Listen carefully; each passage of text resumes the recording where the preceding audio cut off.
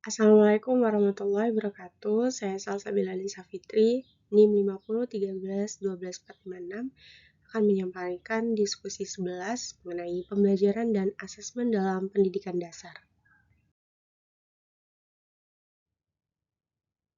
Analisis sistem pembelajaran di madrasah, tepatnya di tempat saya bekerja, yaitu Madrasah Ibtidaiyah Hifzul Quran. Model pembelajaran yang pertama, model web atau jaring laba-laba. Kurikulum relevan yaitu kurikulum 2013, penjelasan berdasarkan teori. Model ini secara eksplisit menjadi basis struktural bagi pembelajaran tematik terpadu di SD atau MI, terutama kurikulum 2013. Seluruh disiplin ilmu dihubungkan dan diorganisasi di bawah satu tema sentral, misalnya diriku atau lingkunganku, untuk membentuk pengalaman belajar yang holistik bagi siswa pada fase operasional konkret. Kemudian yang kedua, model integrate atau terpadu. Kurikulum relevan yaitu kurikulum Merdeka Belajar. KMB lebih menekankan pada integrasi konsep, keterampilan, dan sikap melalui capaian pembelajaran dan proyek. Penguatan profil pelajar Pancasila, integrasi terjadi melalui skill, proses yang tumpang tindih antara mata pelajaran seperti bernalar kritis yang diaplikasikan pada bahasa Indonesia, IPA, dan matematika, merefleksikan prinsip model integrate. Maka model pembelajaran terpadu yang paling relevan dari 10 model pembelajaran terpadu, model yang paling relevan dengan kurikulum yang diterapkan di Indonesia saat ini, khususnya pada fase A, kelas 1-2, fase B, kelas 3-4, dan fase C, kelas 5-6 di tingkat MI adalah model web dan model integrate. Pembelajaran tematik terpadu di MI Hifzul Quran pada kurikulum 2013, tujuan dan fungsi. Tujuan utama yaitu mengembangkan kompetensi inti KI 1-4 secara utuh melalui penggabungan kompetensi dasar dari berbagai mata pelajaran ke dalam satu tema yang bermakna, yaitu meaningful learning.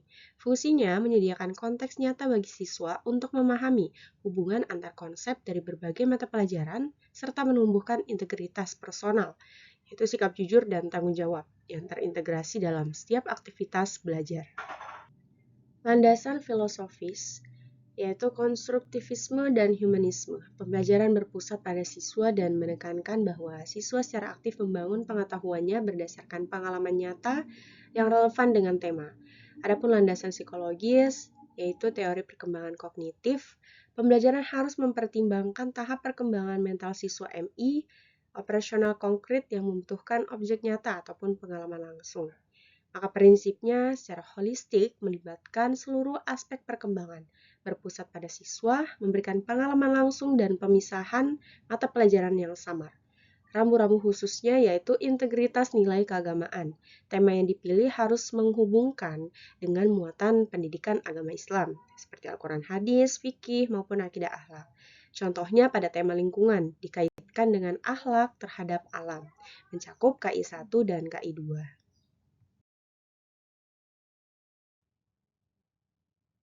Tahapan pembelajaran, implementasi tematik terpadu di kelas mengikuti pendekatan saintifik yang terintegrasi dalam alur RPP.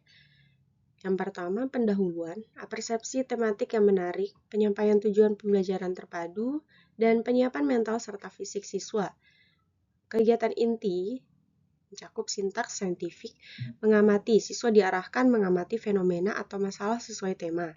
Menanya, siswa didorong mengajukan pertanyaan dari hasil pengamatan yang mengaitkan muatan mata pelajaran. Mengumpulkan informasi, siswa melakukan eksperimen atau mencari data dari berbagai sumber sehingga menggunakan skill dari mata pelajaran IPA dan Bahasa Indonesia. Mengasosiasi, siswa menganalisis dan mengolah informasi yang dikumpulkan untuk menemukan keterkaitan konsep, mengkomunikasikan, sehingga siswa mempresentasikan hasil temuan mereka dalam muatan Bahasa Indonesia dan SBDP.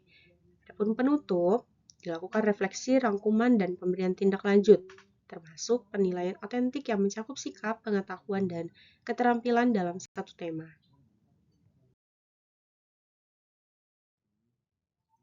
Perbedaan kurikulum K13 dengan kurikulum Merdeka Belajar dan implementasinya di MI Hifzul Quran. Aspek pertama, basis integrasi. Pada kurikulum tematik terpadu, tema wajib dan statis, integrasi bersifat top-down, dan ditetapkan oleh kurikulum dan mengikat seluruh KD. Sedangkan kurikulum Merdeka Belajar, proyek dan konsep inti, integrasi bersifat fleksibel dan kontekstual, fokus pada capaian pembelajaran yang lebih luas. Tujuan akhir ataupun output atau luaran, pencapaian seluruh kompetensi dasar dan kompetensi inti yang padat konten. Kalau untuk kurikulum Merdeka Belajar, penguatan profil pelajar Pancasila sebagai karakter dan CP sebagai kompetensi esensial. Aspek peran guru. Ada K13 implementer RPP yang terperinci dan konten fokus. Sedangkan untuk kurikulum Merdeka Belajar, fasilitator dan perancang kurikulum melalui penyesuaian ATP dan modul ajar.